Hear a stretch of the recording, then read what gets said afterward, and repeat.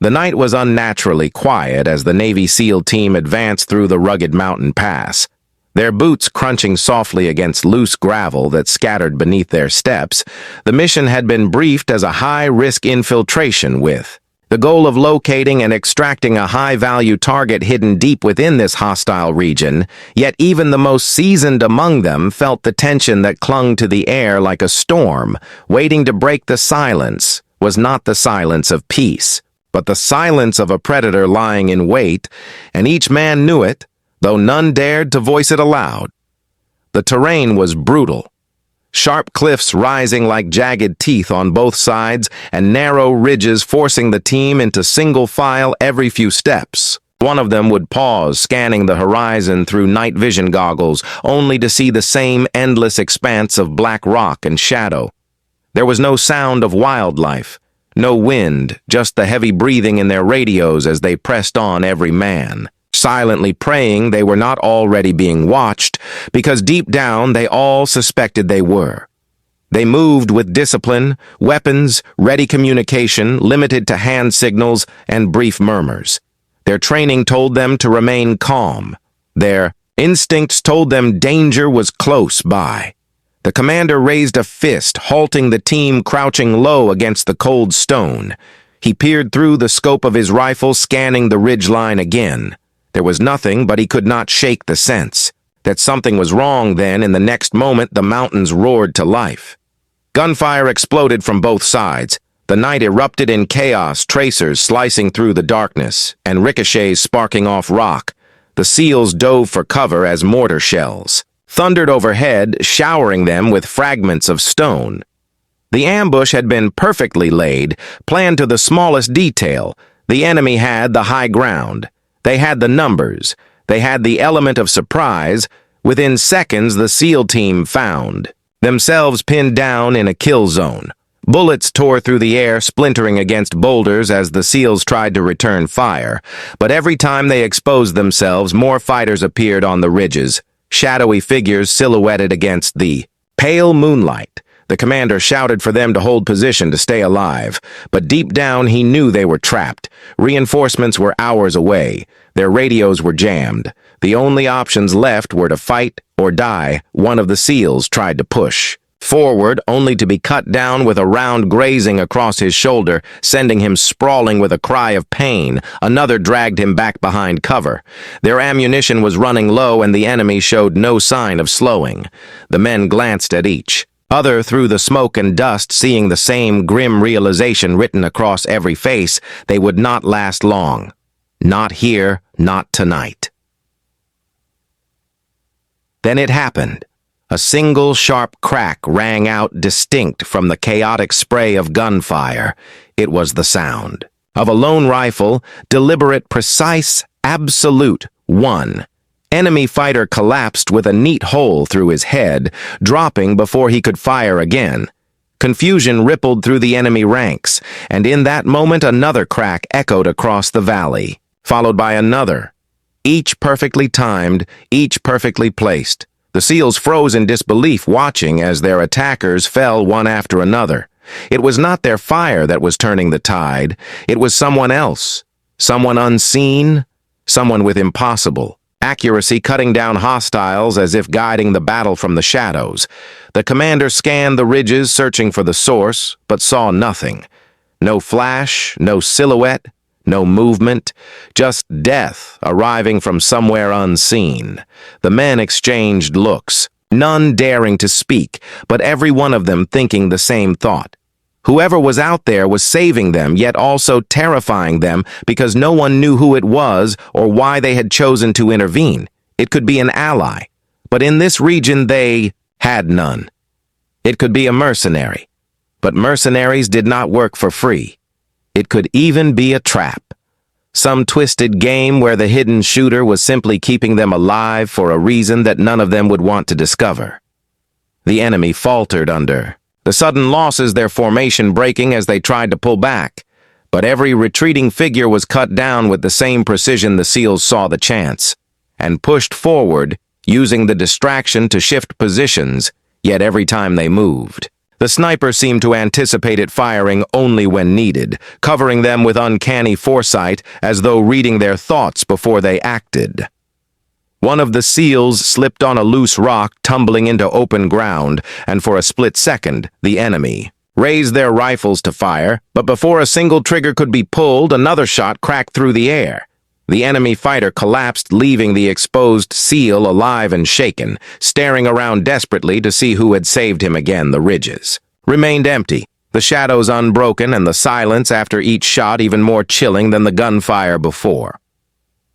The commander knew this was no coincidence. The unknown sniper was not just firing randomly, they were orchestrating the survival of his team.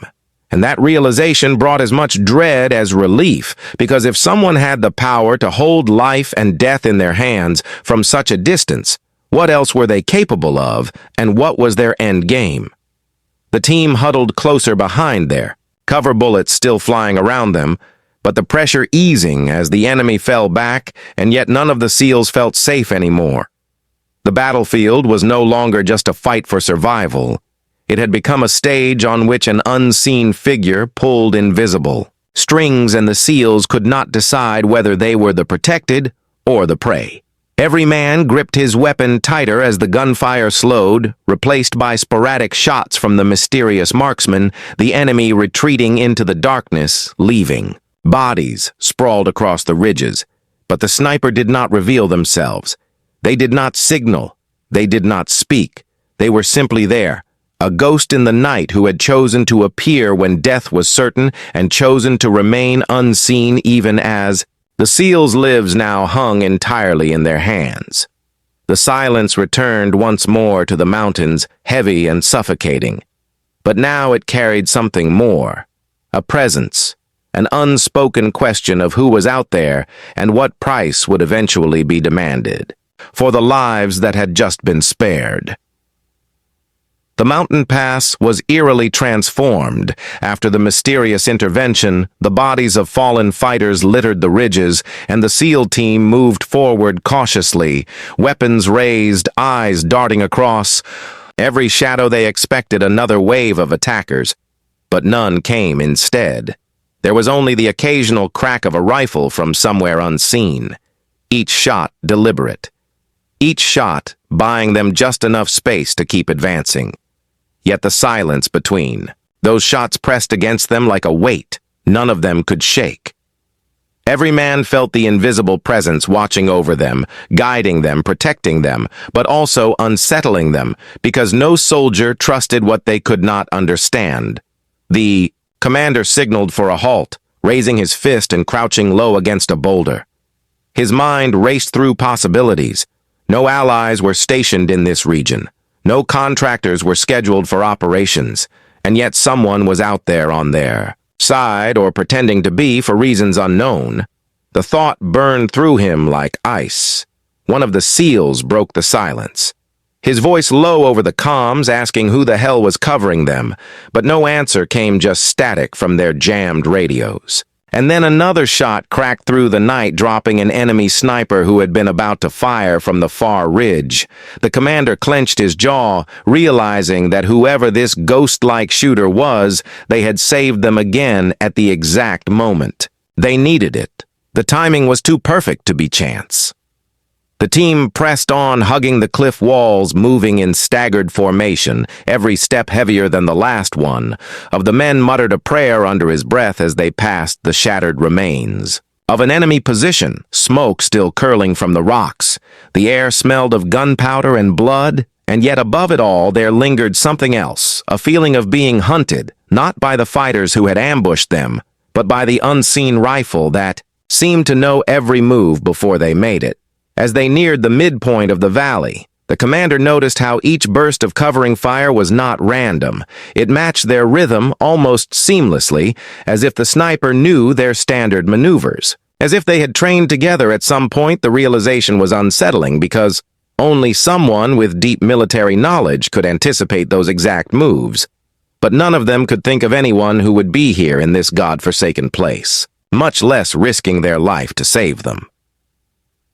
One SEAL stumbled against a jagged rock, his boots slipping on loose gravel, and in that instant, an enemy fighter hidden in the shadows raised his weapon. The soldier braced for the inevitable shot that would end him. But once again, the unseen marksman intervened with ruthless precision. The enemy collapsed before pulling the trigger. The SEAL scrambled back to safety, breathing hard, staring into the ridges where only silence and emptiness stared back.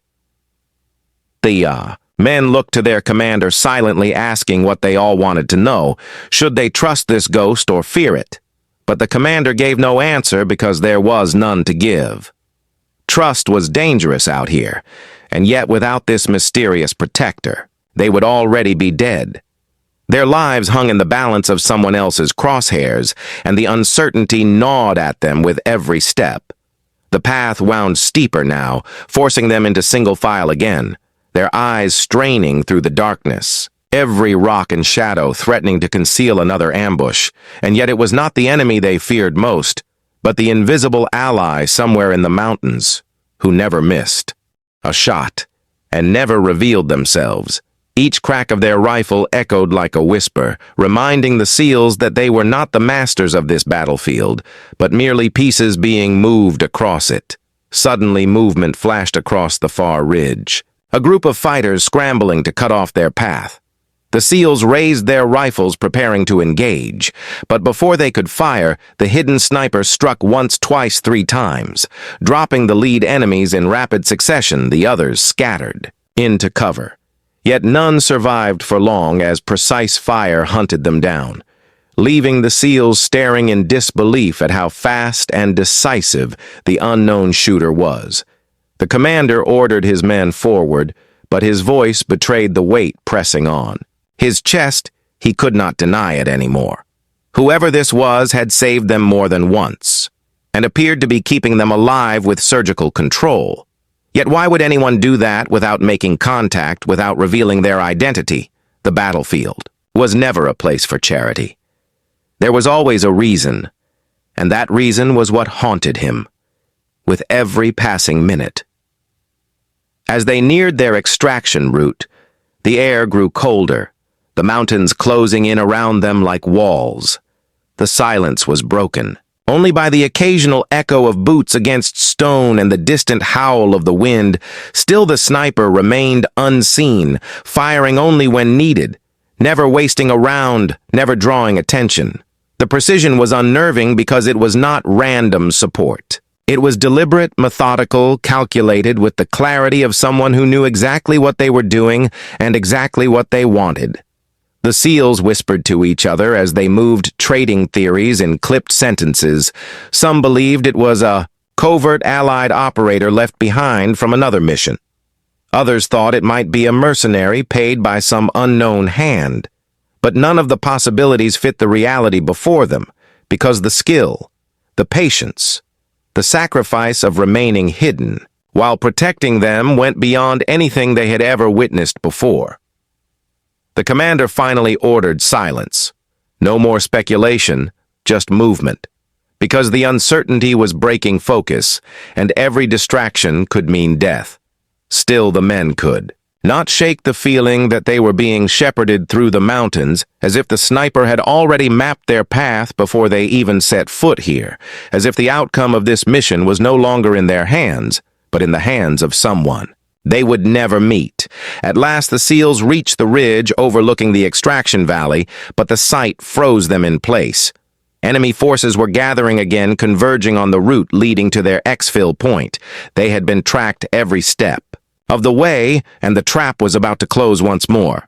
But before panic could take root, a single shot echoed from above, striking down the lead fighter.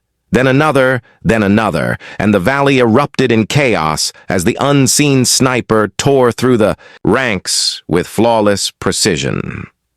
The SEALs seized the moment and moved quickly down the ridge, their every step covered by the unseen guardian who never missed, never faltered, and never spoke. The air was alive with the thunder of gunfire, but through it all, the hidden rifleman dictated the rhythm, deciding who lived and who died with cold, unwavering focus as the team pushed toward the valley floor, hearts pounding, breaths ragged. Every man knew one thing for certain: Whoever was out there had chosen them and had chosen this night to intervene. But whether that choice was a blessing or a curse was something none of them were ready to answer. The valley stretched out before them, bathed in dim moonlight and shadows that seemed to move. With a life of their own, the Navy SEAL team had survived longer than any of them had believed possible, and yet the mission was far from over. Their extraction zone lay just ahead, a flat clearing surrounded by jagged ridges, but the approach to that point was alive with enemy forces regrouping and tightening their grip like a noose. The team huddled behind cover, scanning the terrain, their breaths shallow, their nerves fraying and their thoughts circling back to the ghost who had saved them again and again. The commander studied the ridges through his scope. The enemy fighters were disciplined and relentless despite the losses they had taken. They knew the land better than anyone, and they had the advantage of numbers. The sniper had slowed them, broken their momentum, and scattered their formation. Yet the ambush was reforming like a wounded predator, still dangerous and still hungry. The commander clenched his jaw, calculating the odds and finding them as grim as before. One of the SEALs whispered that they could make a break for it, rush the clearing before the enemy fully closed in. But the commander knew better. Timing was everything, and without the unseen riflemen, their charge would become a slaughter before he could answer. The decision was made for him.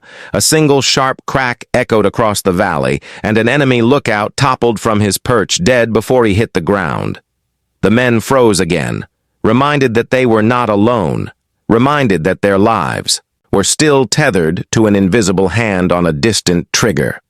They began moving carefully, shifting from rock to rock, each step measured, each breath controlled. They trusted their training, but their trust in the mysterious sniper deepened with every moment of survival. Each time an enemy appeared on the ridges, the shot came swift and true. Silencing the threat before it could spill blood, the SEALs pushed onward with the strange certainty that someone unseen was mapping every danger before they reached it. Then the air changed. The sound of rotors whispered on the horizon, faint at first, then building into a low thunder. The extraction bird was on its way. The commander signaled his men to prepare for the final dash. Adrenaline surged through them, but so did dread, because the enemy knew as well as they did that the helicopter would come, and the trap they were walking into was not designed to fail. Twice, from the ridges, gunfire erupted again, streams of tracer rounds slicing the darkness, mortars pounding the valley floor. The SEALs dove for cover, scrambling across the uneven ground. One of them cried out as shrapnel tore into his leg, dropping him hard into the dirt, blood spreading across his fatigues. The others pulled him back, dragging him under fire as the enemy pressed closer step by step, determined to finish what they had started. The SEALs fought back with everything they had, but it was not enough. The weight of numbers was crushing them. The enemy had the angles and the high ground. The wounded man groaned as his teammates tried to lift him, and in that desperate moment another crack rang out. Clean and merciless, an enemy gunman fell before he could fire. The sniper had not abandoned them. The sniper was still there. Shot after shot followed, each one timed perfectly to carve open a path through the chaos. The SEALs used the narrow opening to move the wounded man closer to the clearing, each step carrying them forward under a storm of fire, every movement protected by the precision of a ghost who never spoke, never revealed themselves, but always struck. When it mattered most, the helicopter appeared now, a dark shape sweeping low blades, tearing through the night sky with thunderous force, kicking up a storm of dust and debris. The pilot circled for an approach, shouting over the radio. Though the comms crackled with interference, still the SEALs could hear the urgency in his tone. They had seconds at most before the clearing would become too hot for a landing. The men pulled their injured comrade toward the extraction point, but the enemy fire intensified, streams of bullets stitching across the dirt mortars, crashing dangerously close. The ground shook under the assault, threatening to consume them all before salvation could reach them. The commander raised his rifle, firing back at the ridge, but he knew his rounds were little more than defiance compared to the deadly precision coming from somewhere higher unseen. His eyes caught movement, a fleeting silhouette against the far rocks. A prone figure, perfectly still, a glint of metal catching the moonlight for just an instant. He focused through his scope and his breath caught. It was a woman, long hair tied back beneath, a helmet mask covering her face, rifle braced with unshakable calm. The sight lasted only seconds before smoke obscured her position, and she was gone. But the image seared itself into his mind. The ghost who had saved them again and again was no phantom at all, but flesh and blood, a female sniper whose skill rivaled any soldier he had ever known. He almost called out, but bit the words back because some part of him knew she did not want to be found. Not now, not here, not ever. The helicopter dipped. Low side door open, crew firing suppression rounds into the ridges, but the enemy surged in waves, unwilling to let their prey escape.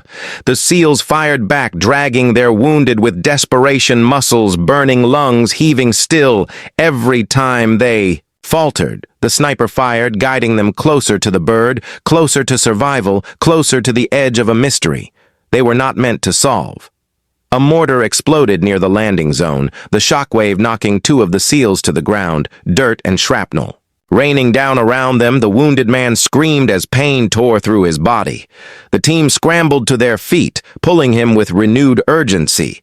The commander shouted for covering fire. His men responded, unleashing every remaining round in their magazines, but the overwhelming tide threatened to crash over them at any second.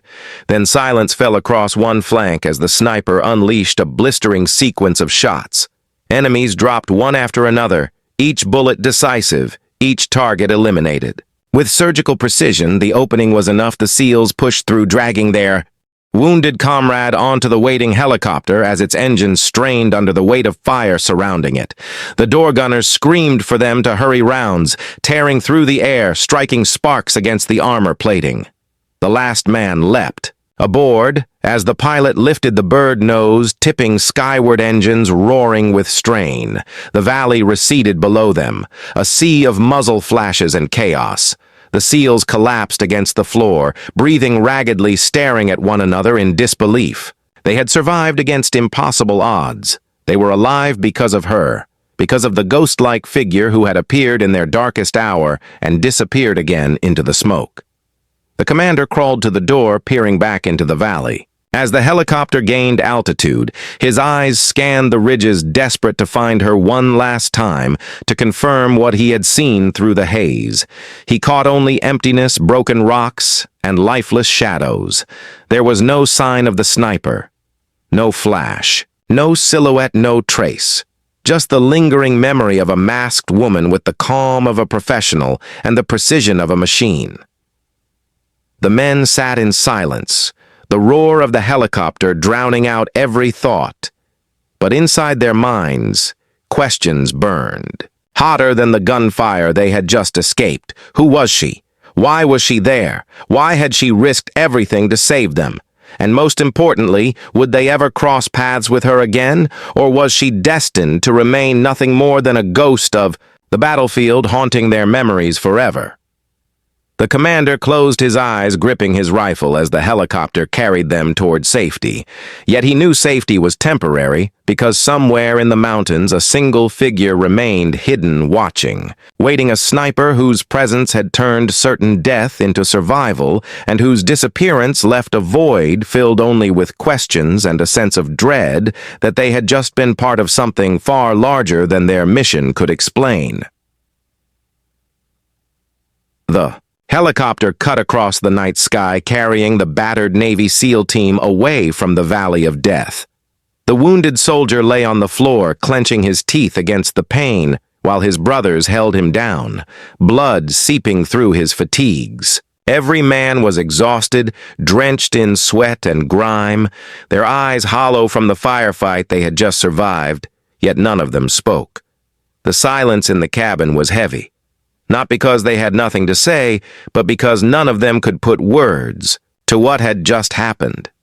The commander sat near the open door, peering down into the darkness below. As the ridges faded into the distance, he had seen her, the sniper, the ghost who had carved open a path when no path should have existed, her image. Still burned behind his eyes the mask, the hair, the unshakable steadiness of her aim. She had been real, and not a figment of fear or imagination. But now she was gone, swallowed by the night, leaving nothing but questions that pressed against his chest like weights he could not lift. Back at the forward operating base, the team was rushed into medical and debriefing protocols. The wounded man was taken straight to the field hospital, while the others stripped off their gear covered in dust and blood. They sat together in silence, waiting for the commander to speak, waiting for some explanation that might ground the impossible in reason. But none came, because the truth was that nothing about what they had witnessed fit the world. They knew nothing about her fit the rules of war. When the intelligence officer arrived to take their statement, he listened with furrowed brows as the commander recounted the ambush, the overwhelming enemy numbers, and the sudden intervention of an unseen sniper. At first the officer nodded, writing notes, but as soon as the commander mentioned that the shooter had been female and masked, the officer looked up sharply. Skepticism flashing across his eyes, he asked if the men were sure if exhaustion and adrenaline had not played tricks on them, if the chaos had not twisted their perception. The SEAL, who had been saved by her shot when he slipped on the ridge, slammed his fist against the table, swearing on his life that she was real, swearing that he had felt the bullet whistle past him as it struck down the enemy before him, swearing that no hallucination could time a shot with that perfection. The others nodded quietly, each man recalling his own moment when her intervention had saved them, when death had been a breath away and then taken from the enemy instead. The intelligence officer shook his head, muttering about ghosts and battlefield legends. Soldiers often told stories of unseen protectors or impossible rescues, tales born from trauma and fear. But this felt different. The consistency of the accounts, the precision of the details. It was not the kind of story men invented. It was something else, something darker and more complicated, yet without evidence, without a body, or a shell casing, or even a clear face. The officer dismissed it as stress-induced illusion. The commander signed the report but left out the truth. He had seen her with his own eyes through the scope.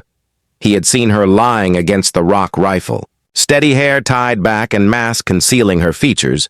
He did not tell the officer this. He kept it locked inside because something in him whispered that she did not want to be found, and that perhaps they would all be safer if no one tried to find her at all. Days passed, and the team recovered. But whispers spread through the base. The story leaked in fragments. Soldiers overheard pieces in the mess hall or during training runs. Men spoke of a phantom sniper who had saved an entire SEAL unit from annihilation. Some called her an angel. Others called her a ghost, but most dismissed her as a myth. The kind of story men told to comfort themselves after walking through hell. Yet the SEALs who had been there did not argue. They simply listened silently, knowing the truth was stranger than myth.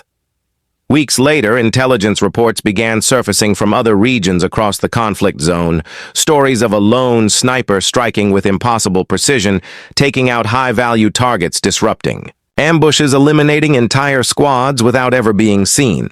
Commanders in those regions reported bodies found with identical wounds, perfect headshots from extreme distances, yet no trace of the shooter was ever recovered. The pattern was too consistent to ignore, but too shadowy to confirm. The SEALs heard the rumors during their downtime and exchanged uneasy glances. They knew it was her, the same figure who had haunted the ridges on the night of their ambush. She was still out there, moving from battlefield to battlefield, operating alone and answering to no flag. Her presence left corpses behind, but no answers. Her legend was growing, but her identity remained buried under layers of silence. One night, as the team sat together in the dim barracks, the wounded man, now recovering, told them he had dreamt of her. He said she stood at the edge of the valley mask, still on rifle slung across her back, watching them from afar before vanishing into the smoke. The others listened in silence, none willing to admit they too saw her in their dreams, not as a nightmare, but as an unanswered question lingering at the edge of their minds. The commander wrote in his personal log that he felt indebted to her, though he knew he would never see her again, admitted to himself that her presence had changed him. He no longer looked at the battlefield as a place of control and strategy, but as a place where unseen hands could rewrite the outcome in seconds. Hands that did not answer to orders or rules. Hands that moved according to their own secret purpose. Intelligence analysts eventually flagged her as a rogue operator. Some even whispered that she might be a ghost from the past. A soldier thought long dead, but living in shadows. Others claimed she was a mercenary working for the highest bidder, though no payment trail was ever found. One theory even suggested she was a deserter who had chosen exile and now roamed the world taking battles as her own, but no one could prove any of it, and the mystery only deepened. The SEALs completed more missions after that night, but every time they moved through hostile terrain, every time they approached another ambush or firefight, they found themselves scanning the ridges, hoping and fearing that she might be there again watching them through her scope, deciding in silence whether they would live or die. Her absence was almost as heavy as her presence had been, because now they knew she existed. Now. They knew she chose when to reveal herself and when to disappear. Months passed and her legend grew across theaters of war, but still she never left behind more than bodies and silence. She became a whisper traded between soldiers at outposts across continents. Some called her the Wraith Others, the Shadow Widow, others simply the Ghost yet for the SEAL team. She remained one thing only: the mysterious sniper who had appeared on the night they should have died and saved them without a trace. The commander sometimes wondered, what would happen if their paths crossed again? Would she save them once more, or would she look through the scope and decide they were no longer worth saving? The thought kept him awake at night, not because he feared her, but because he realized he could not control her. She was not an ally or an enemy. She was something else entirely, a force that moved on its own terms, and so her story remained unfinished, written not in reports or official records, but in whispers and scars.